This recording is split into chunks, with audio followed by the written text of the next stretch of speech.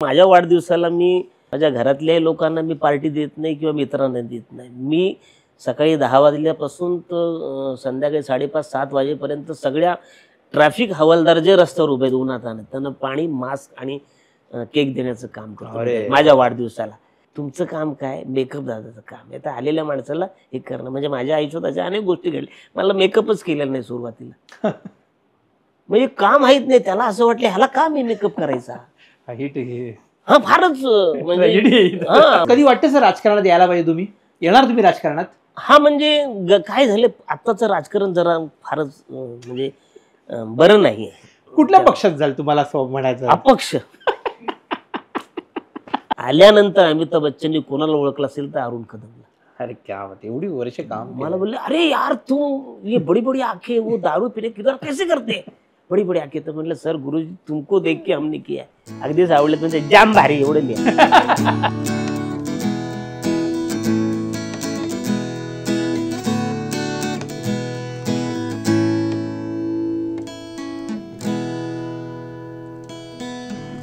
नमस्कार, मी रोहन धारवलकर। इसाब नीती चॅनलच्या छापा गाठा या कार्यक्रमात तुम्हा सर्व रसिक प्रेक्षकांचं पुन्हा एकदा मनापासून स्वागत करतो। मित्रांनो, महाराष्ट्राने ज्या मालिकेवर उदंड प्रेम केलंय अशी मालिका म्हणजे महाराष्ट्राची हास्य जत्रा। आणि महाराष्ट्राची हास्य जत्रा म्हटली की 1, 2, 3 अशी जी नावं येतात त्यात एक नाव म्हणजेच अरुण कदम आज आपल्या भेटीला आलेत।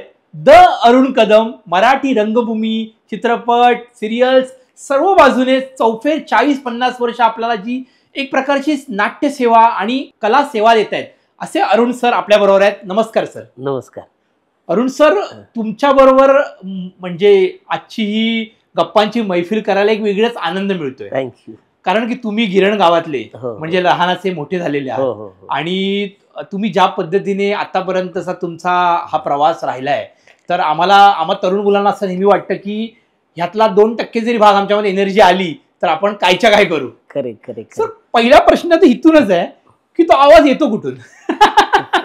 ते ऍक्च्युअल सांगता येणार नाही आवाज येतो कुठून, कारण हे प्रश्न अनेक लोकांनी, मान्यवर मंडळी म्हणजे विवेक वाबेरावचे आले होते कार्यक्रमाला तेव्हा पण विचारलं की तू आवाज कैसा निकालता है, कैसा निकालता, क्या कर रहा है।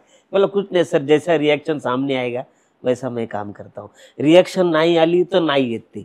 बऱ्याचदा हे लोक सांगतात की तसं करा, तर म्हटलं समोरच्याची रिएक्शनवरती जर रिएक्शन आली तरच तसा येईल किंवा त्याच्यापेक्षा चांगला येईल किंवा हलका येईल। म्हणजे ह्या लोकांना तीच अपेक्षा असते की तसा पाहिजे, पण तो तसा कधी येतो जेव्हा समोरचं काहीतरी घडलं म्हणजे तो जसं म्हणणं आहे त्याच्यावर, म्हणजे ती ही फिक्स नाही। आता लेखक पण लिहून पाठवतात की असं करा कंसात तर ते तसं नाही होणार। जनरली ते आतून वेगवेगळ्या रिएक्शन आणि ह्या कधी आल्या, कशा आल्या, कुठे आल्या मला माहित नाही। मुळात जसं तुम्ही म्हटल्याप्रमाणे की मी लोक आजही मला सांगतात की परेल विभागात तुम्ही राहिला, आता घर सोडलं का? तर ऍक्च्युली केदार शिंदे, भरत जाधव, अंकुश चौधरी आणि संतोष पवार आम्ही 90 साली एकत्र एक काम करत होतो महाराष्ट्राची लोकधाराच्या निमित्ताने। खरं तर केदार शिंदेनी मला जबरदस्ती येऊ घातलं महाराष्ट्राची लोकधारा। आम्ही एका शिबिरात होतो, सुधा करमरकरांच्या शिबिरात होतो, तिथे केदार मला सापडला आणि तिथे जसं मॅडम म्हणतील किंवा बाई म्हणतील तसं माझ्याकडून काही गोष्टी होत होत्या। मी आजपर्यंत कधी वर्कशॉप केलं नाही, काही केलं नाही किंवा कुठे अभिनय शिकलो नाही किंवा कसा असतो कोणी सांगितलेलं नाही आहे। मी जेव्हा आमच्या एरियात लग्न असू दे, वाढदिवस असू दे, तिथे जाऊन मिमिक्री करणे, लोकांना हसवणे, पिकनिकमध्ये एन्जॉय करणे, शाळेत सुद्धा सर माझी फी भरायची कारण पिकनिकला अरुण कदम पाहिजे, इतकी मजा असायची। तर तेव्हा मला विजय खानविलकर आमच्या ज्या मराठा कॉलनीमधले आहेत म्हणजे जिथे मी राहतो खारमध्ये जवाहरनगरच्या इथले, ते मला की अरुण तुझं लोकांपर्यंत जर तुला पोचायचं असेल तर तुला एखादं शिबिर करावं लागेल, कारण तुझ्याकडे ते टॅलेंट आहे। बरोबर, ते लोकांपर्यंत पोचलं तरच होईल, नाही तर तू ह्याच एरियात राहशील। मग त्यांनी मला सांगितलं की अरुण सुधाबाईंची शिबिराची एक हे आली जाहिरात, तू पण तेव्हा आपल्याकडे टेलिफोन नाही, काही नाही। त्यांनी मला शोधायला 3 दिवस लावले। मग पुढच्या गोष्टी करायला माझ्याकडे 2 दिवस झाले आणि तिसऱ्या, चौथ्या, 5व्या, 6व्या दिवशी मी शिबिरात गेलो तेव्हा बाई म्हणाले नाही नाही, आता अभ्यासक्रम संपलाय, पुढच्या अभ्यासक्रमाचं जेव्हा येईल तेव्हा या. म्हटलं बाई जो आहे तो मी बघतो अभ्यासक्रमाचं, मला फक्त घ्या. कारण पुन्हा एकदा माझं सुरू झालं की मग मी तेव्हा ITIच्या दरम्यान होतो. ITI करून मग परत जॉब आणि सगळ्याच गोष्टी मी अडकणार, एक्झाम आणि बऱ्याच गोष्टी, मला आत्ताच गरज आहे. मग ठीक आहे. तर बाई म्हणाले की नाही तर काय पालक येतात आणि कंप्लेंट करतात की आमच्या मुलांना तुम्ही काय शिकवलं, अशा कंप्लेंट करतात. त्याच्यामुळे तुम्ही म्हणाले की, तर म्हटलं बाई प्लीज मला घ्या, मी बाकीचा अभ्यासक्रम मुलांकडनं घेतो, काहीतरी करतो, मला फक्त एंट्री करणं करायचं. आणि सुरुवात झाली. अगदीच तुम्हाला सांगतो, तर एखादा माणूस आजारी असल्यावरती लोक कसं बघतात असे माझ्याकडे बघत होते त्यावेळेस. म्हणजे स्लीपर, कलरफुल कपडे, काय म्हणजे कपड्याचा काही तेव्हा फार सेन्स नव्हता. 150 विद्यार्थी होते त्या शिबिरामध्ये आणि सगळ्यांच्या मागे मी होतो. माझा मित्र कोणी नाही, माझ्याकडे बघण्याचाच लोकांचा दृष्टिकोन, हा कोण आलाय इकडे, कशाला आलाय, असा पहिला प्रश्न होता. आणि मग बाईंनी दुसऱ्या दिवशी आम्हाला बोलून सांगितलं, पुन्हा मी मागेच, कारण दोस्ती नाही, मैत्री नाही, त्यामुळे आपण शेवटी, खरं तर मी पुढे पाहिजे कारण सगळे उंच लोक. आणि मग बाई म्हणाले की आता बर्फाचा पुतळा जो उन्हात ठेवल्यानंतर तो वितळेल कसा, हे सगळ्यांनी आपल्याला करायचं आहे. तर पुढचे हळूहळू पडले. मी माझं एक कसं हे केलं की बाबा मान पडेल, मग खांदा, मग हा खांदा, मग कंबर, अमुक पडत पडत असं तो पाण्याचा असा निसरा होईल आणि तो फ्लॅट होईल, असं मी माझ्या डोक्याने करत गेलो. मला काहीच माहित नाही, हे माझ्यासाठी पहिल्यांदाच होतं. आणि मी असं झोपलो तर टाळ्या वाजल्या सगळ्या लोक, म्हणजे बाईंनी टाळ्या वाजवल्या, सगळ्यांनी टाळ्या वाजवल्या. सांगितलं की कोण आहे तिकडे, तर ते जोशी होते. ते म्हणाले की तो आपला आता अरुण कदम, त्याला आता दिलाय ना आपण लास्टला तो. तर म्हणे त्याला वरती स्टेजवर बोलवा. मग स्टेजवरती मी गेल्यानंतर म्हणाले की आता सगळ्यांनी बघायचं की बर्फाचा पुतळा कसा वितळेल हे मी करायला सांगितलं. आणि मग यांच्या लक्षात आलं की हा जो आलेला आहे कोण असा साधा किंवा असा नाही, याच्यात काहीतरी गुण आहे. आणि मग हळूहळू सगळी मैत्री झाली. आणि तेव्हा केदार शिंदेने मला त्यांच्या ग्रुपमध्ये घेतलं. आणि आमचा ग्रुप म्हणजे बाई म्हणतील ते, म्हणजे सुधाबाईंनी मला जाताना सांगितलं की मी जे काही शिकवलं ते यांच्यापैकी तुला कळालं, म्हणून मला एक गुलाबाचं बुके देऊन मला माझा सत्कार केला त्यावेळी. म्हणजे पूर्वी एकच गुलाब, म्हणजे फार गुलाब नव्हते. ही 89ची गोष्ट सांगतोय, कारण एवढा बुके कोणाला देताच येत नव्हता. तर एक गुलाब देऊन मला सांगितलं की मी जे काही शिकवलं ते तुला कळलंय आणि हे सगळं पुढे कसं तू न्यायचं तू ठरव. खरं त्यांचेच आशीर्वाद आहे की त्यांच्यामुळे मी पुढे गेलो. खरं ते सांगत गेले, मी करत गेलो. हे इनबिल्ट आतमध्ये होतं, असं काही स्पेसिफिक कुणी शिकवलेलं नाही आपल्याला. तेव्हा केदार भेटला. आणि मग केदारमुळे शाहीर साबळेंच्या ग्रुपमध्ये जाय, त्याला म्हटलं बाळा मला ना डान्स करायचा, मी वरातीतला डान्सर आहे, हे 800 खिडक्या 900 दारं तुमचं मला काही जमणार नाही. तर तो म्हणा अरुण तू चलतं खरं, बघू तर खरं. जबरदस्ती करून केदार शिंदेनी मला महाराष्ट्राच्या लोकधाऱ्यामध्ये घेऊन गेला. आणि तिथे मग माझ्याकडे भारूड आलं, माझ्याकडे गणगवळण आली, माझ्याकडे भटजी आलं, म्हणजे विनोदाचे सगळे अंग तिथे सादरीकरण मला करायला लागले. भरत जाधव 5 वर्ष आधी तिथे होता, 85 पासून होता तो. मी जेव्हा गणगवळण करायचो तेव्हा मावशी आलटून पालटून भरत किंवा संतोष पवार करायचं. आणि मी जेव्हा भारूड करायचो तेव्हा अंकुश, भरत, संतोष पवार मागे ह्याला असायचे, ज्याला कोरस म्हणतो आपण द्यायला. आणि 1-2 लाईन भरत बोलायचा, संतोष बोलायचा, अशी ती त्यावेळची गंमत. आज आम्ही सगळे एकत्र काम करत नाही, पण एक एक आपापल्या परीने. खरं मी आतापर्यंत संतोष पवारांची मुलाखत घेतली, केदार शिंदेची मुलाखत घेतली, पण तिथे त्यांच्या तोंडी तुमचं नाव नेहमीच आलंय, म्हणजे आमची टीम होती. आणि संतोष पवारांची एक खंत होती, म्हणजे 3-4 वर्षापूर्वी घेतली आहे. ते म्हणाले की तो जो आमचा काळ होता तो एक वेगळाच काळ होता. आणि म्हणजे आम्ही जर ती गोष्ट अजून म्हणजे म्हणतात ना की एक पुण्याचं एक वेगळं विद्यापीठ आहे, तसं मुंबईत लालबागमध्ये विद्यापीठ उभं राहिलं असतं, अधिक अजून जवळ असतं. म्हणजे तुम्हाला सांगायला हरकत नाही, कारण आमच्याकडे केदार शिंदेकडे ते टॅलेंट होतं, कारण शाहीर साबळेंच्या माध्यमातून त्यांनी ती मुक्तनाट्य पाहिलेली आहेत, केलेली आहेत, पोवाडे गायले, सगळे त्याच्यात आत इनबिल्ट सगळं आहे, हे त्याला माहीत नव्हतं. आमच्या मदतीमुळे ते जास्त सोपं झालं. आम्ही त्याला सांगायचो एकांकिक करूया, हे नको, हे डान्स मला नाटकात काम करायचंय, मला इकडे थांबायचंच नाहीये, मला हे नाही आवडत, मला नाटकात करायचं. मग आम्ही त्याला एकांकिका जबरदस्ती करायला लावली. तेव्हा आम्ही बापाचा बाप नावाची एका केली, भरत जाधव मी, आम्ही सगळे केलं.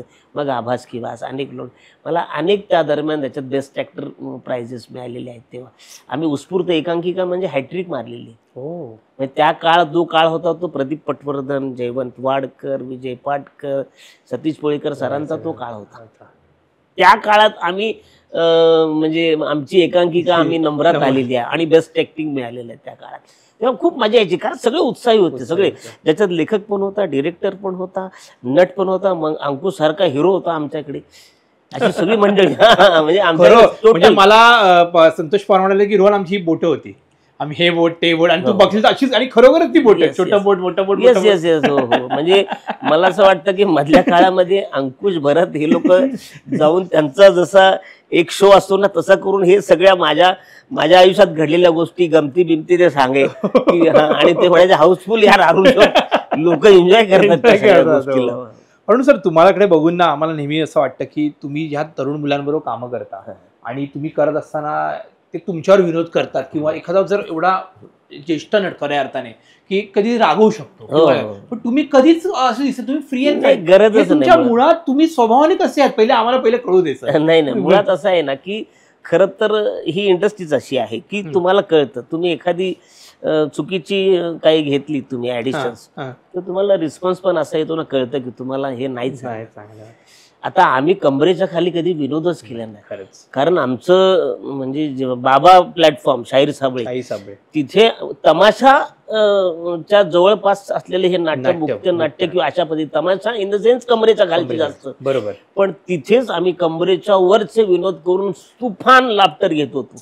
कधीच गरज पडली नाही कमरेच्या खालचे विनोद करायला. आता मुलांना गरज पडते त्याचं वाईट वाटतं.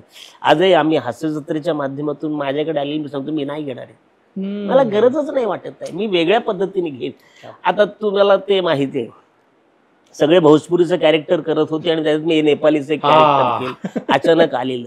तर गुरुजींना मी सांगितलं होतं, गुरुजी ह्याच्यात मला जे काही डायलॉग आले त्याच्यात विनोद होणार नाही, तर मग कसा विनोद करता येईल, तर मग ह्या अशा स्टाईलचं तर ते केलं, तर तो लाफ्टर आणि असा लाफ्टर आला की सगळ्या लोकांना ते वेगळं पण वाटलं. आमचा प्रयत्न तोच राहतो की शक्यतो कमरेच्या खाली नाही माणसाने काम करावं, कारण कमरेच्या खालचं ऑडियन्स वेगळं आहे, बरोबर, किंवा त्यांना आवडती गोष्ट पण ती आपल्या कुटुंबावर बघताना नाही आवडत, बरोबर, तर त्याची आपल्याला काळजी घ्यायला पाहिजे. आमचा प्रयत्न तोच असतो काय. आणि आत्ता या निमित्ताने मी आत्ता कॉलेज शाळा आमचं एक वेगळं सुरू आहे, कारण अरुणा शानबाग ज्या केम हॉस्पिटलच्या नर्स होत्या त्यांच्यावरती अतिप्रसंग झाला, बरोबर, आणि त्यांच्या वाढदिवसाला मला सेलिब्रिटी म्हणून बोलवलं. आता या काय म्हणतात भावनाशील प्रसंगाच्या वेळी त्यांचा वाढदिवस आहे, एक सेलिब्रिटी अरुण कदम तो विनोद करणारा माणूस अपेक्षेने मला बोलवले, तर आपण जाऊन तिथे नेमकं काय सादरीकरण करायचं, कारण अख्खा केमचा स्टाफ, आयाबाई म्हणा, तिथे वॉर्डबॉय असतील म्हणा, डॉक्टर असतील, यांना काय करता येईल, म्हणून मी नेमकं माझ्याकडे मार्शल आर्टची टीम आहे. मार्शल आर्ट टीम म्हणजे सकाळपासून ज्याला मारतात, प्रोटेक्ट करतो, जो संध्याकाळपर्यंत राहतो जिवंत, त्याला मार्शल आर्ट म्हणतात. अशी परिस्थिती आहे. ती आपल्याकडे एक टीम आहे, तशी ती आपल्याकडे टीम आहे. आणि मग त्या टीमला घेऊन मी तिथल्या लोकांना डेमो दिलं की भविष्यात हा जो प्रसंग घडलाय असा भविष्यात होऊ नये, घडू नये, कुठल्या महिलेवरती, कुठल्या आयाबाई, कुठल्या नर्सवर, तर तुम्हाला हे प्रशिक्षण घेणं गरजेचं आहे. आणि ते वेड्यासारखे म्हणाले की सर क्या बात आहे, म्हणजे अशा पद्धतीचं आमच्याकडे झालं नाही. आणि आता मी शाळा कॉलेज, कारण दरवर्षी कित्येक महिला गायब होत आहेत, मुली गायब होत आहेत, मुलं गायब होत आहेत. आमच्याकडे लहान मुलांना आम्ही जर ते ट्रेनिंग दिलं तर तो किडनॅपरला पकडतो, किडनॅपर त्याला घेऊन जात नाही, असं ट्रेनिंग आहे ते. पण आपल्याकडे काय म्हणतात ना, गरज नको, किंवा गरज कितपत आहे नंतर कळतं, अरे आईला आपण हे केलं असतं तर बरं झालं असतं. तर ही गोष्ट आत्ता आम्ही सातत्याने कॉलेज शाळा आणि इकडून सुरू करतो आहे. त्याच्या बऱ्याच इंटरव्ह्यूज पण माझ्या झालेल्या आहेत.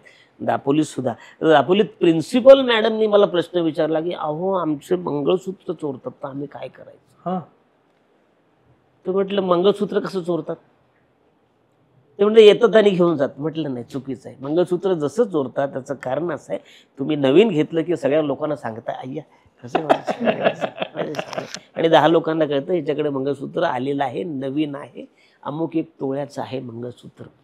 आणि तुम्ही रस्त्याने चालता जाताना तो माणूस चान्स घेतो आणि घेऊन जातो. पण तुम्ही मार्शल आर्टचं ट्रेनिंग घेतलं तर तुमचं मंगळसूत्र चोरणार नाही. जादूचे प्रयोग नाहीत. पण जर का तुम्ही मार्शल आर्ट घेतलं तर तुमच्या आतमध्ये सतर्क राहण्याची एक पॉवर तयार होते. तुम्ही इंग्रजी सिनेमा जर पाहिले असतील तर तुमच्या लक्षात येईल की एक माणसाला मारताना तू पहिला सगळ्यांना चेक करतो की ती कोण हालचाल करणार, काय करणार आहे, आणि त्याला पहिला धुतो. तर तुमच्याकडे जर ते ट्रेनिंग आलं तर लोक, तो माणूस माझ्याकडे काय येतोय, तुम्ही सतर्क राहता. हा हालचालीवर तुमच्या लक्ष असतं. ही मार्शल आर्ट ट्रेनिंगची पॉवर आहे.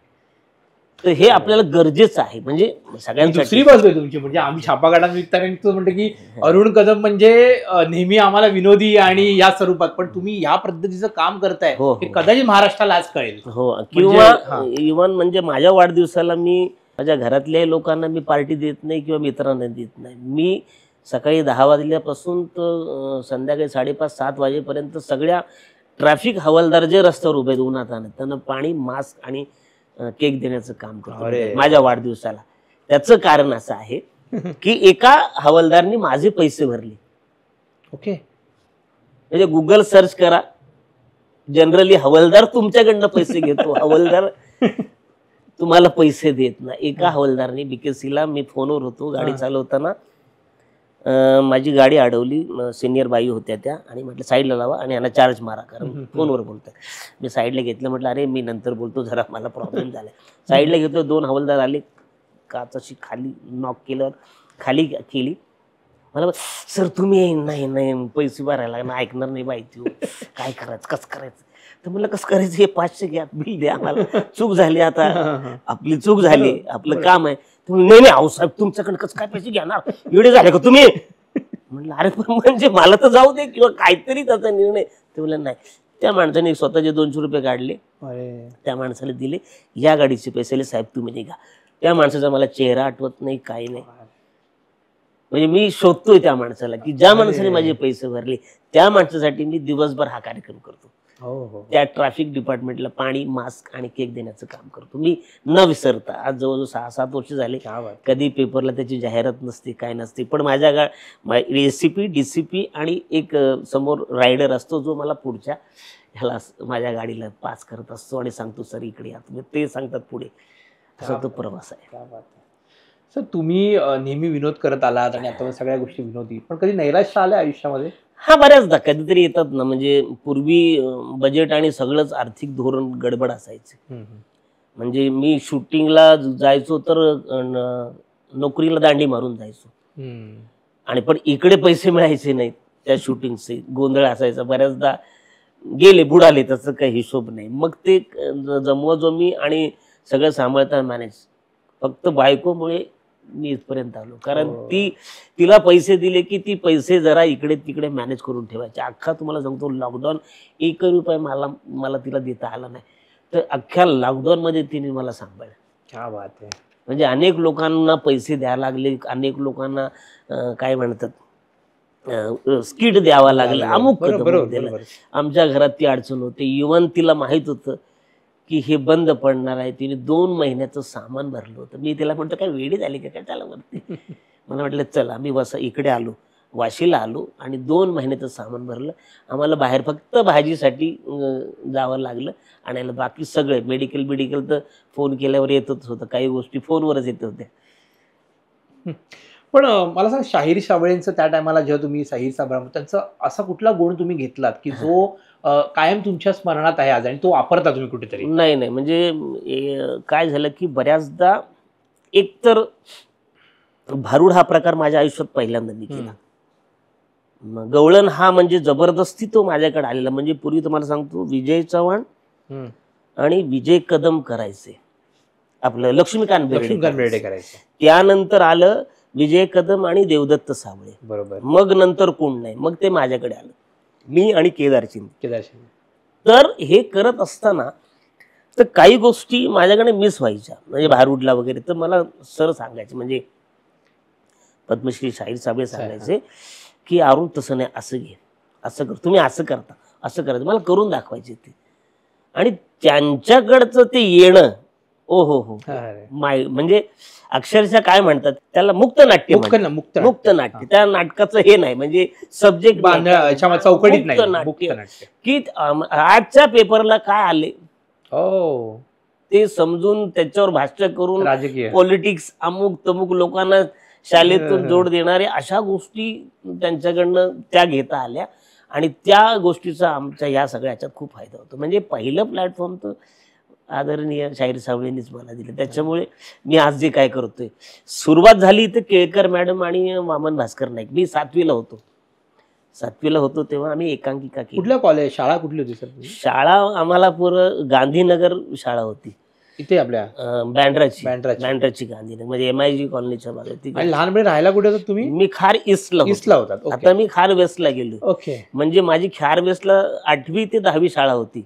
तेव्हा मला तिकडे सगळे ऍक्टर बिक्टर राहतात. म्हणजे आजही मी जिथे राहतोय तिथे BR चोप्राचा बंगला आहे, त्याच्या पुढे एक 5 ते 7व्या मिनिटावर माझा टॉवर आहे. म्हणजे मला तेव्हा वाटायचं यार आपण इथे येऊया राहायला. मला आता झाले म्हणजे 8 वर्ष झाले मी आता तिकडे राहतो. म्हणजे मला खूप दिवस लागले तिकडे जायला. तर इतका तो प्रवास आहे आणि खूप चांगलं वाटलं मला. म्हणजे त्या एरियात राहणं आजच्या तारखेला फार महत्त्वाचं नाही. प्रश्नच नाही. आणि मला म्हणजे नेहमी तुमच्याबद्दल एक गोष्ट अशी जाणवते की तुम्ही तरुणांबरोबर तेवढ्याच एनर्जेटिक काम करता आणि म्हणजे त्याप्रमाणे तुम्ही स्वतःला मोल्ड करायला पाहिजे. कारण गरज आहे, ती काळाची गरज आहे. कारण पूर्वी म्हणजे तुम्हाला सांगतो, पूर्वी दूरदर्शन म्हणजे लोक बघायचे, कारण ऑप्शनच नव्हतं. लोक यायचे 5 वाजता बघायचे ते, कारण फिरताना सुद्धा बरं वाटायचं.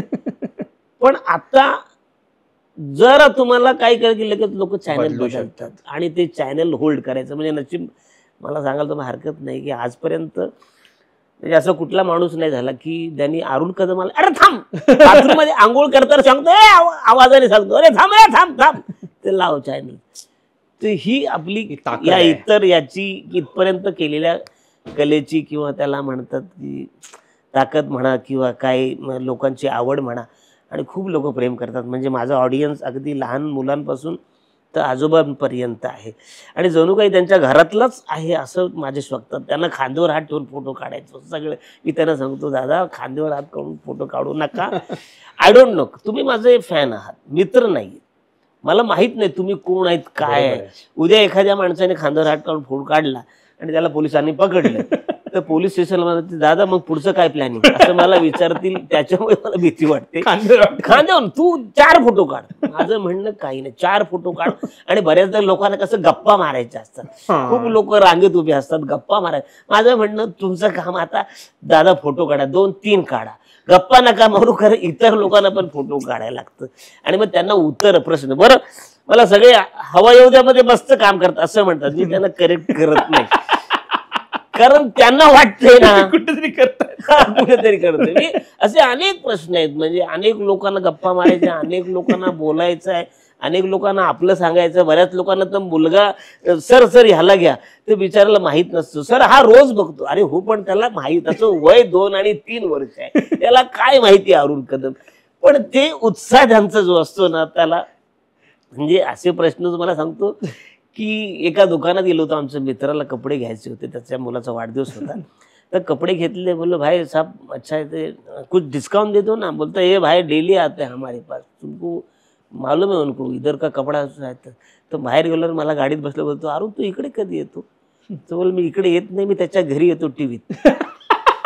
तर त्याला वाटतं की हा रोज मला भेटतो, रोज येतो, त्याच्यामुळे त्याची ती गंमत आहे, त्याला ते वाटतंय तसं. ते काही हरकत नाही. म्हटलं की प्रत्येकाला, कारण रिपेअर करत बसायचं नाही कोणाला. म्हणजे जसं आता कॉमेडी एक्सप्रेस मी करत होतो, मी जेव्हा इकडे आलो हास्य जत्रेत तेव्हा लोक कॉमेडी एक्सप्रेस म्हणत होते. अरुण कदम कॉमेडी एक्सप्रेस आम्ही बघतो तुमची. हास्य जत्रेत आलो तर आता हवा येऊ द्या म्हणतात.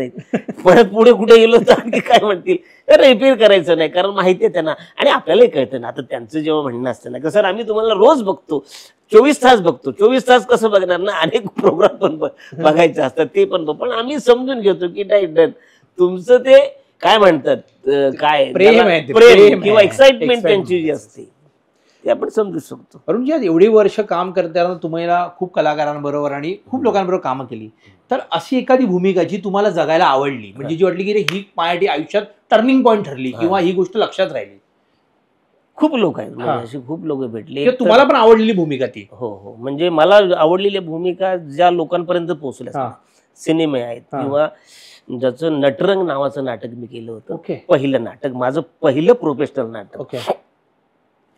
नटरंग मध्ये सयाजी शिंदे जेव्हा झुलवा संपलं होतं आणि त्यांच्याकडे काम नव्हतं, तेव्हा आमचे डिरेक्टर त्यांनी मला सांगितलं, अरुण एक चांगलं कॅरेक्टर आहे, तू करशील काय? तेव्हा सयाजी शिंदेबरोबर अपोजिट एक माझा रोल होता, कृष्णाचं कॅरेक्टर होतं. आणि माइंड ब्लोइंग, म्हणजे डिरेक्टर जाता जाता मला म्हणाले की अरुण यार, मी सयाजी शिंदेसाठी केलं नाटक, साला तू दिसतोस, मी काय करू? म्हटलं माझी चूक नाही. सेम नाटकाचं आम्ही भरत जाधव आणि मी पैसाच पैसा नावाचं एक नाटक केलं, तेव्हा प्रोड्युसर नाटक बंद केलं. म्हटलं मी केलंय कोणासाठी आणि ते घडत नाहीये. तर म्हटलं ही माझी चूक नाही ना. जनरली कसं असतं की मला आता सिनेमात किंवा कुठल्याही कामात की मला सांगतात की सर बजेट नाहीये, इतनंही बजेट, इतना काम करावं. तर मी असं नाही करत ना. समजा 10 रुपयाचं काम असेल तर 5 रुपयाचं नाही करत, मी 10च करतो. प्रश्नच नाही. कारण ते तसंच करायला पाहिजे तुम्हाला. 10 रुपयाचं म्हटल्यानंतर 2 डायलॉग मी खात नाही. पण लोकांना असं वाटतं की काय, मला असं म्हणायचं की जे काम मिळेल, म्हणजे कोणी दादा, साधा मेकअप दादा असेल तर तुमचं काम काय, मेकअप आलेल्या नटाचं, मग तो काळा आहे, गोरा आहे, पांढरा आहे, अमुक आहे, ते रडत बसायचं नाही. तुमचं काम काय, मेकअप दादाचं काम आहे. तर आलेल्या माणसाला हे करणं. म्हणजे माझ्या आयुष्यात अशा अनेक गोष्टी घडल्या, मला मेकअपच केलेला नाही सुरुवातीला. म्हणजे का माहित नाही, त्याला असं वाटलं ह्याला का मी मेकअप करायचा. हा फारच म्हणजे हा म्हणजे 100 नावाची सिरियल करत होतो मी. तर मला बाबा सावंत म्हणून डिरेक्टर होते आणि ते DOP म्हणून होते. तिकडे गेलो, सांगितलं अरुण एक 10 मिनिटात तुझं सीन आहे, जाऊन कर. तर मी बसलो, काय म्हटलं मेकअप, कुठलं कॅरेक्टर, तर म्हटलं चोराचं. करेक्ट बोला, करेक्ट आहे, करेक्ट आहे. म्हटलं मेकअप काय नाही गरज, नॅचरल कॅरेक्टर, चोर तुम्ही दिसता. मला अपेक्षा होती की या माणसाने मला मेकअप करावा. मला म्हटलं रुमाल आणलं, म्हटलं आणलंय ना. मला शॉवर मारला त्याने, स्प्रे पुसला, ओके डन. तो आज माणूस जिथे भेटतो तिथे पाया पडतो. अरे अजून काय पाहिजे. पण गरज नाही ना. ही चूक का तेव्हा तू केलीस. माझं म्हणणं ही चूकच करू नका.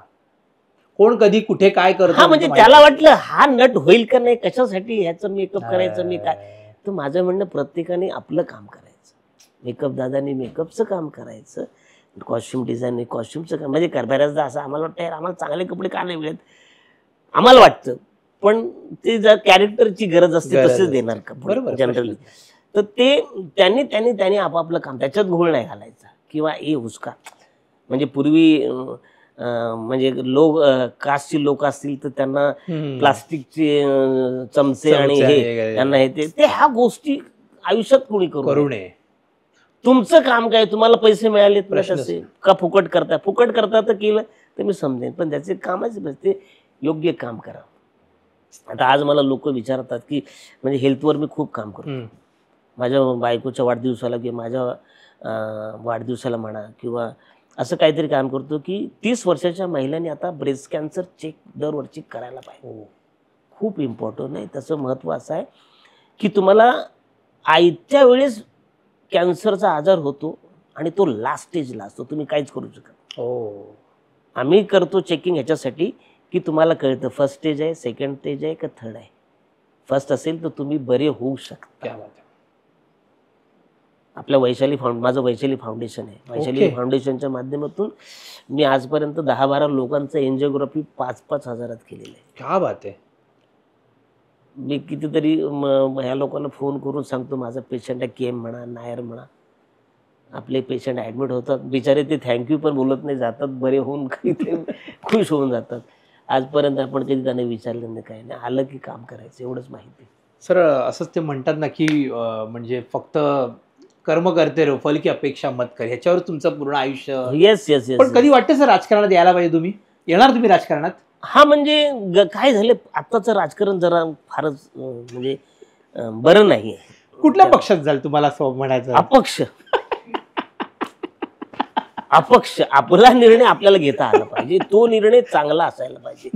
नगरसेवकाचं काम काय असतं, वॉटर गटर मीटर, ह्या महत्वाच्या गोष्टी त्यांनी करायला पाहिजे. त्यांनी नाही केलं तर पुढच्या वर्षी तो निवडून येत नाही. बरोबर आहे.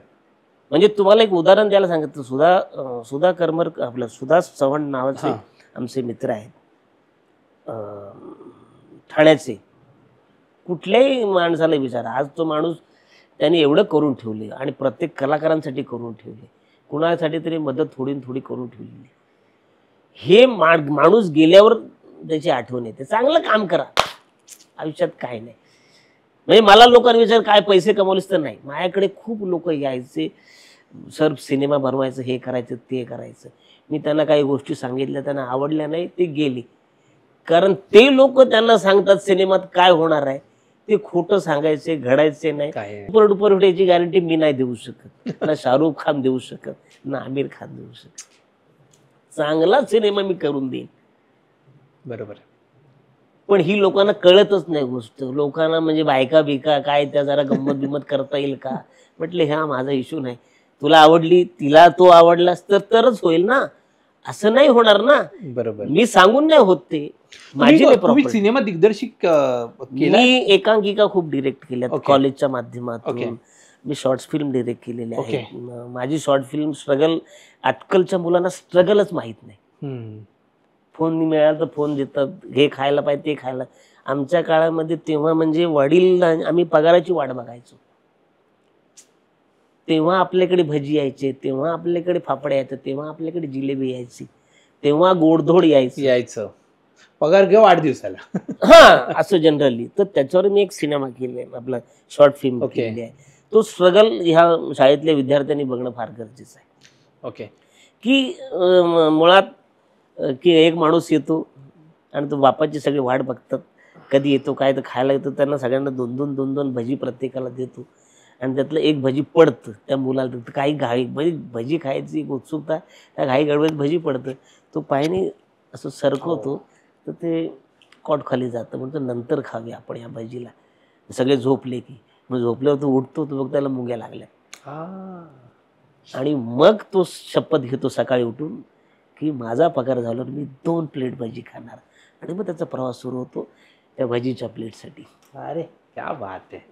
ते हे स्ट्रगलच लोकांना माहित नाही काय. म्हणजे अचानक आज आता म्हणा आईस्क्रीम खायचं तर पार्लरमध्ये जातो, बिर्याणी पाहिजे तर घरी बनवतो किंवा ऑर्डर करतो, इतकं सोपं झालं. तेव्हाच स्ट्रगलर. तर तो एक मी शॉर्ट फिल्म केलेली आहे, माझ्या मुलीने एक शॉर्ट फिल्म डिरेक्ट केली. तर ते हे सगळं आमच्याकडे म्हणजे आले थोडं थोडं. तुमचं मध्ये लग्न मुलीचं आणि एवढं ते सगळं मीडियावर आलं सध्या. आणि म्हणजे ऍक्च्युली समाधान काय की आमचे संस्कार होते मुलीवरती. आम्ही तिला सांगितलेलं बघ आता तू ज्या पद्धतीने जगलीस तसाच नवरा बघ. बरोबर. म्हणजे भविष्यात तू मीटिंग करा. आम्ही मीटिंगच नाही केल्या. आम्ही लॉकडाऊन मध्ये खूप फोनापुढे मीटिंग केल्यात. म्हणजे एक तर हा होता डॉक्टर होता रेडिओलॉजिस्ट. त्याच्यावर एक एपिसोड केला मी. म्हणजे बायकोला म्हटलं अरे बरं झालं ते किती झालं रे आपला रेडिओ रिपेअर करायचं त्याला ते वेळे झाले. ते डॉक्टर आहे, रेडिओलॉजिस्ट आहे. त्याच्यावर आम्ही एक स्किट केली. ती माझी कॉन्सेप्ट आहे हास्य जत्रेला. अंशुमन विचारे डॉक्टर झालाय, मी सांगतो झालंय रे म्हणे बाला रेडिओ रिपेअर करते. का रेडिओ असला अरे आवरे मोठं बोर्ड लावलंय रेडिओलॉजिस्टचं कर ना ते. मग ती रेडिओची कधीपासून रेडिओ सुरू झाला त्या सगळी हिस्ट्री आणि मोठे सर फारच छान लिहिलं होतं. तुम्हाला आम्ही जेव्हा हास्य जत्रेत बघतो तुम्हाला कोणावर स्किट करायला आवडतं? ऍक्च्युली मला सगळ्यांबरोबर असं काही नाही. म्हणजे मला काय म्हणतात की ह्याच्याबरोबर केलं तर माझा प्रॉब्लेम होईल काय, मला कधीच नाही वाटलं. मला कोणाबरोबरही करायला आवडेल.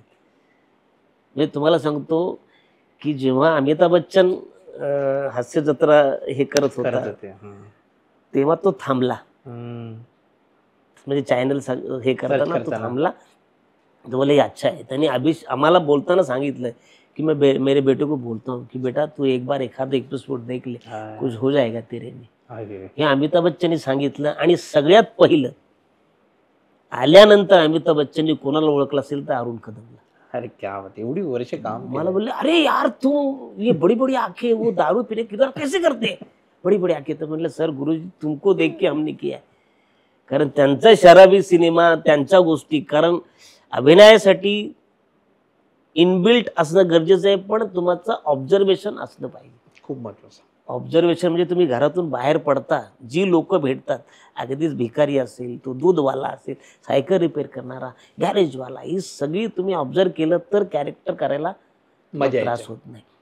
म्हणजे आजपर्यंत मी एक 55 सिनेमे केलेत, 55. पण मी एकही सिनेमा आधी वाचला नाही कधी. वा. म्हणजे लोक म्हणतात ना मला आधी जरा एकदा सिनेमा वाचू द्या आणि मग मी तो ठरवणार. काही नाही. पैसे किती देणार, तारीख जमते का, सगळे तिकडे. साधी आणि सोपी गोष्ट आहे सर.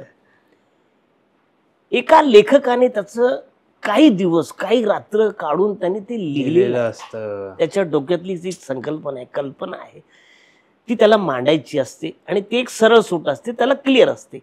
मग डिरेक्टर त्याच्यावर सांगतो की असा शॉटला तसं लावा. त्यात ऍक्टर सांगणार की थोडा ऐसा ऐसा. कशासाठी कशासाठी. खरंय. तुम्हाला पैसे मिळाले, दम होतं करो. प्रश्नच नाही. तुमचं काम आहे, तुम्हाला त्या दिवसाचे पैसे मिळाले, बरोबर आहे.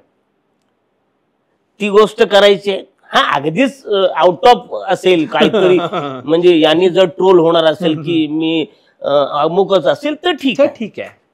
पण वल्गर आहे एखादं किंवा कॅरेक्टर या अँगलनी नेऊया, त्या अँगलनी नेऊया, कारण गरज त्यांनी केलेलं आहे मेहनत ते. केलेली ती जबाबदारी त्याची आहे. तुम्ही फक्त मी काय करतो, आधीचा शॉट काय, मागचा शॉट काय, ह्या शॉटचं काय म्हणणं आहे, बरोबर आहे. आणि मग ते विचारून मी तसं करतो. मग डिरेक्टर सांगतो हे करेगा, असं चलेगा क्या. कारण माझं म्हणणं असतं की सिनेमा चालेल ना चालेल, माझा सीन होल्ड झाला पाहिजे, लोकांनी बघितलं पाहिजे, थांबून बघितलं पाहिजे.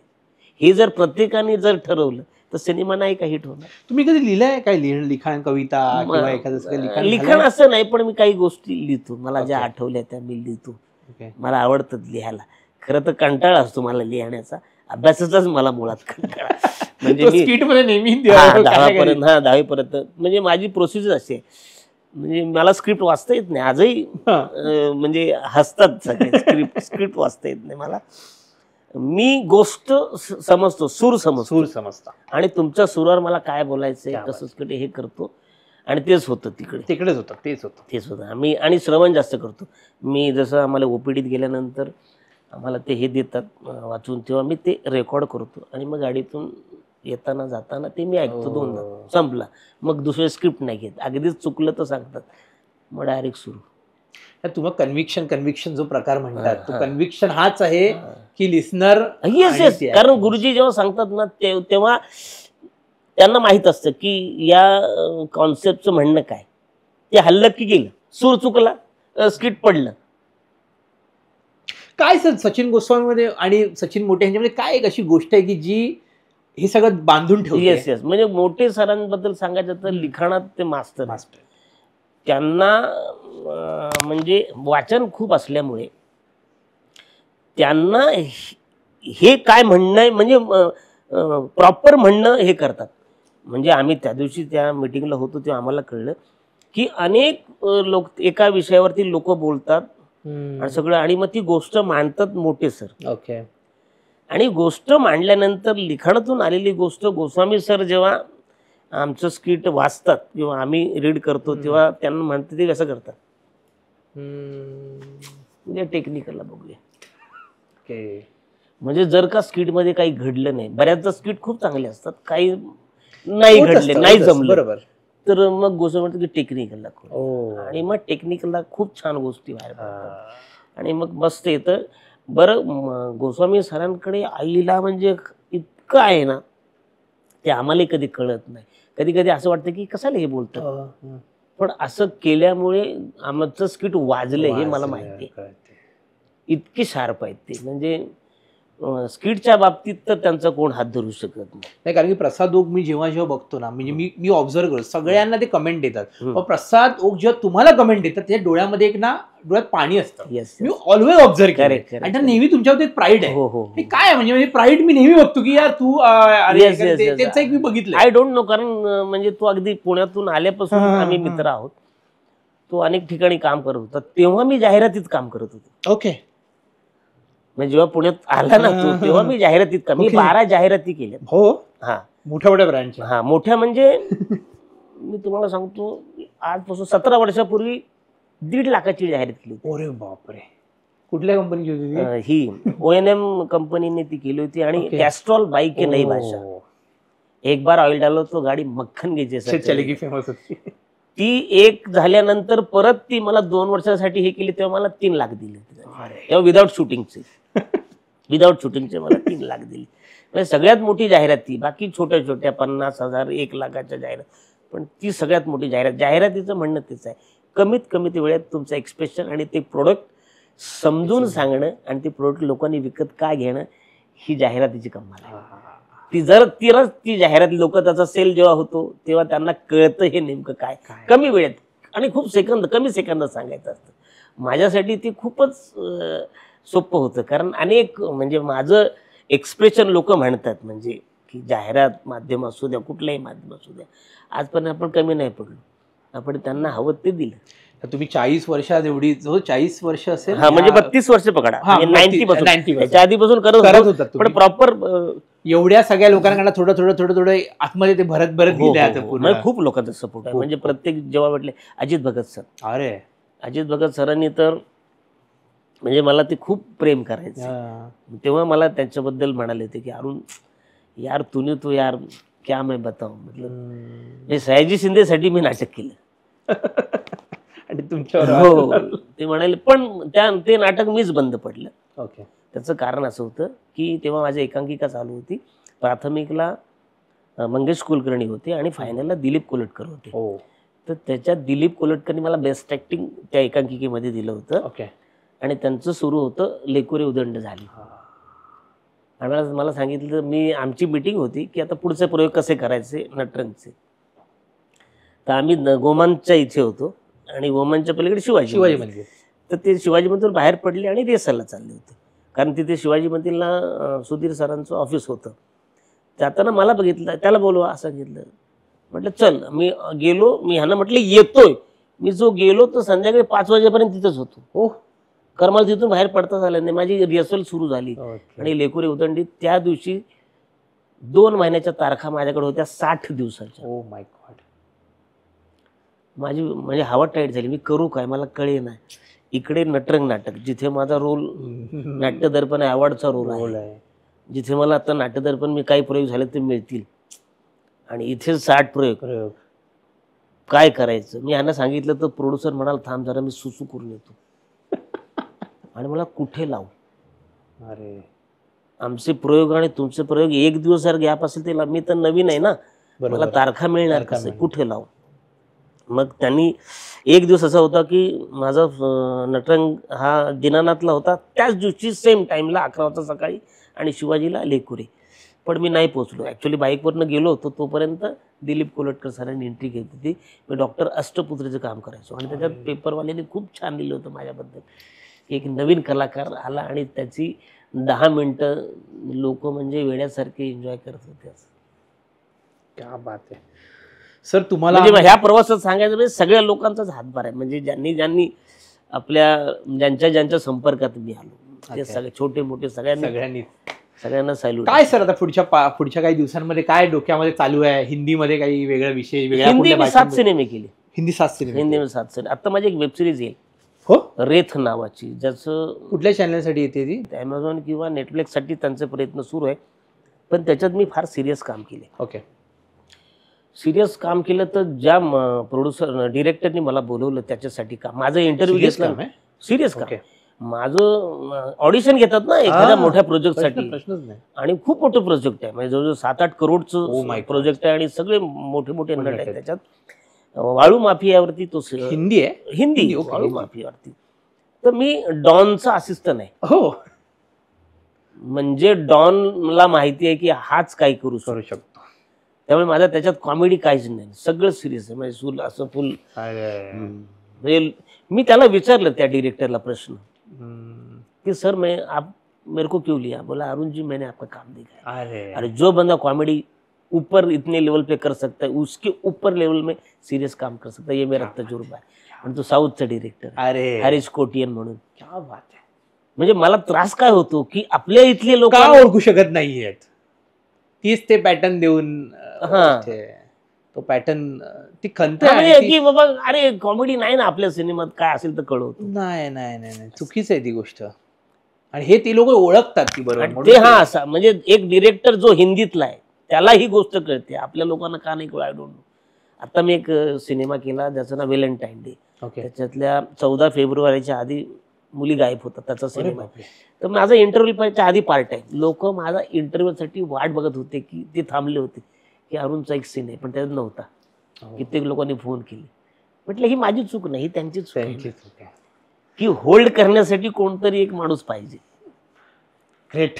अरुण सर तुम्ही एवढा वेळ दिलात आम्हाला आणि तुम्ही खऱ्या अर्थाने आम्हाला कळलात आतून बाहेरून कसे आता तुमची दुसरी बाजू तर आम्हाला बघायला मिळाली. आणि दुसरी गोष्ट हे मी आता जवळजवळ 20 वर्षांनी नाटक करतो. वस्त्रहरण. तेच तुम्ही वस्त्रहरण सारखं नाटक आता आणि एवढे सगळे मोठे कलाकार. तेव्हा त्याची सुद्धा गोष्ट म्हणजे बाबूजी जिवंत असताना आम्ही ह्याला अल्फा गौरवसाठी वस्त्रहरणचं काही पाठ त्याच्यात मी काम करत होतो. तेव्हा मी विजय पाटकर आपला दिगंबर नाईक आम्ही एका व्हॅनिटीत बसलो. तेव्हा सांगितलं की अरुण तुझ्यासाठी मला काहीतरी करायचंय, पण असं मला चांगला सब्जेक्ट मिळत नाही, करायचंय त्या गोष्टीला. आणि मग ते अनेक मग असे व्हायला लागले. तर मी नेहमी फोन करायचो प्रसादला. काय मला कळलं की प्रसाद म्हणाले की अरे फुल झाले. आणि यावेळी प्रसादनीच स्वतः फोन केला की अरुण तुझी इच्छा आता पूर्ण होती. अरे बाबूजींच्या मनातली जी इच्छा होती ती. आणि लोक एन्जॉय करतात माझ्यासाठी, टाळ्या शिट्ट्या वाजतात माझ्या एंट्रीला. आणि नाव घेतलं तरी लोक टाळ्या वाजवतात, बरं वाटतं ते. क्या बात आहे. म्हणजे मला खरं तर करायचंच होतं पण प्रॉपर प्रोड्युसर प्रॉपर नाटक मिळत नव्हतं. पण आता वाटतं की आपण अजून एक नाटक करू शकतो. नक्की सर. मला तर वाटतं तुम्ही म्हणजे सिंगल जरी चार्ली चॅप्लिन सर उभं राहिला तरी पूर्ण पुढचे 3 तास कराल एवढी आम्हाला जो तुमचा कन्व्हिक्शन आहे ते सुपर्ब आहे. आणि येणाऱ्या काळात आम्हाला म्हणजे खरंच जसं आता साऊथमध्ये म्हणजे आम्हाला हॉलिवूडपर्यंत गेलं तरी आम्हाला काय ज्यामध्ये नवल वाटणार नाही, कारण आम्हाला माहिती ती गोष्ट होऊ शकते. चेहऱ्यामध्ये ही ताकद आहे सर आणि ती होईल नक्की. Thanks sir. तुम्ही हिसाब नीतीच्या छापा काटायला एवढा वेळ दिलात तुमच्या एवढ्या व्यस्त शेड्यूलमधून. आणि असेच तुम्ही यशस्वी व्हा आयुष्याच्या शेवटापर्यंत. काम आम्हाला तुम्हाला बघायला आवडेल. तुमचं बरोबर तेवढा आवाज जाओ आणि तो स्वर ऐकायला सतत येऊ, कारण ते एका स्वरावर पूर्ण स्पीड चालतं. खूप धन्यवाद सर इसाबनीला वेळ दिल्याबद्दल. खूप थँक्स. थँक्यू. आणि थँक्यू तुमच्या सगळ्यांचा लाडका दादूस अरुण कदम. असंच माझ्यावर प्रेम करत राहा. पुन्हा आपण भेटूया. आज या सरांबरोबर भेटलोय, मी या सरांची मीटिंग. अरे असं काही नाही. तर हे होते अरुण सर. एवढी वर्ष आज इंडस्ट्रीमध्ये असून पाय जमिनीवर काय असतात तुम्हाला कळेल. येणाऱ्या प्रत्येक तरुण पिढीने ह्यांच्याकडनं शिकण्यासारखं आहे की कितीही माणूस कितीही काम केलं, कितीही मोठा झाला तरी पाय जमिनीवर असावेत. आजच्या एपिसोडचं हेच म्हणजे म्हणतात ना, आपल्या हिसाब नीतीचं एक वाक्य आहे की छोट्या छोट्या गोष्टींमधून काहीतरी साधण्याचा प्रयत्न किंवा तात्पर्य शोधण्याचा प्रयत्न. आजचं तात्पर्य हे. आणि म्हणजे मी तर इतर प्रेक्षकांना पालकांना माझं एक विनंती आहे की मुलांना प्रेशराईज करू नका. म्हणजे बाजूचा एखादा मुलगा गाणं गात असेल तर यालाही जबरदस्ती मारून धुडू गायला लावू नका. त्याच्या आतला किडा शोधा. जर त्याला सिंगिंग येत असेल तर त्याला सिंगिंग मध्ये टाका. साधी बघा, अगदी उदाहरण सोपी आहे. म्हणजे आपण बघा रस्त्याने चालत असतो, चालताना कुठेतरी चाळीत किंवा अशी लहान मुलं बसलेली असतात, काहीतरी काट्या बिट्या घेऊन कोण ड्रम वाजवतो, कोण पाट वाजवतो, कोण हे वाजवतात. याचा अर्थ काय, ह्या मुलांना वाजवायची आवड आहे, त्याला त्याच्यात पाठवा. एखादी मिरवणूक चालली असेल किंवा हे असेल तर 4-5 मित्र बघा मिरवणूक एन्जॉय करतात, त्याच्यात 2-3 लोक नाचतात, काही लोक बघत असतात, काही लोक मस्ती करत असतात, काही लोक सांगतात ऐसा नाच वैसा कर, हे कर. त्याच्यात वेगळं आहे. म्हणजे नाचणारे त्याला डान्स आहे, जो सांगतो डिरेक्टर तो वेगळा होईल, जो हे करतो तो काही फोटो काढतात छान, तो म्हणजे त्याच्यातले पेशन्स ओळखा किंवा त्याच्यातला किडा जो ओळखला तर मला असं वाटतं की पुढे नुकसानच होणार नाही. नाही तर काय होतं, आपण ऍक्टिंग शिबिरात टाकलं आता आणि तो ऍक्टरच होणार नसेल. साधी आणि सोपी गोष्ट आहे. अभ्यास करून पास होता येतं, अभ्यास करून ऍक्टर होता येत नाही. इतकं सोपं आहे. खरंच ते मध्ये एक कोणतरी म्हणाले होते की ज्या गोष्टी आवडतात त्या गोष्टी केल्या तर काय होईल, अपयश येईल, पण ते केल्या तर समाधान तर मिळेल. समाधान पण मिळेल. तर ह्या गोष्टी फार म्हणजे पालकांना मी सांगतो. आता आमची लोक म्हणतात की सर तुमची मुलगी दिसायला छान आहे, ती हिरोईन मध्ये काय आलं. तिच्याकडे नव्हते ते, तिच्याकडे टॅलेंट वेगळे होते, तिच्याकडे डान्सचे टॅलेंट होते. खरंय. भरतनाट्यमला टाकलं. कारण मी आंघोळ करून आलो तेव्हा बघितलं, म्हटलं डान्स करते, तर माझी बाईक म्हणते ती रोजच करते, त्यात नवीन काय. तर म्हटलं बघ, हिरोईन जी आतली डान्स करते ना त्याच्यापेक्षा माझ्या मुलीचा डान्स वेगळा आहे. माझी मुलगी तिला फॉलो नाही करत, तर तिच्याकडे एक वेगळं स्किल आहे. भविष्यात माझी मुलगी कोणाच्या मागे नाही नाचणार, तर ती पुढे नाचेल आणि लोक तिला फॉलो करतात.